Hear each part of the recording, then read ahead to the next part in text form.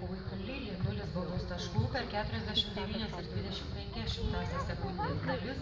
Tai pasirodymą baigė šis duetas ir tai yra kol kas 4. pozicija. Į startą kviečiama Greta Narkelovičiūtė, žirgas Ledas.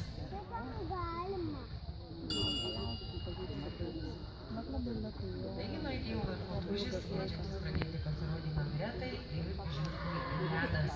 Tai 14 metų Holšteino veislės žirgas, gimęs ir užaugintas Lietuvoje nuo Laval antrojo. Šis žirgas priklauso poniai Rūtai Kriščiuvienei. O duetas yra atvykęs iš Kėdainių rajono. Po Gretos ruošiasi Vygantas, toliau Kreola, Ilga, Laura, Irmantas.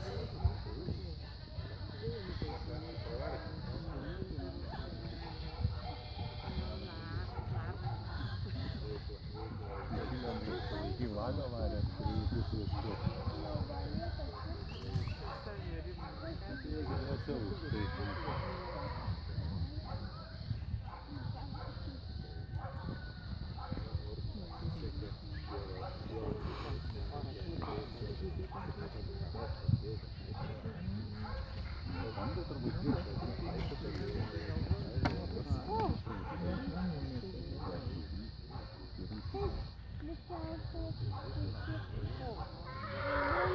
Greta Narkelovičiūtė ir Ledas 0 baudos taškų sugaišta 43 ir 70.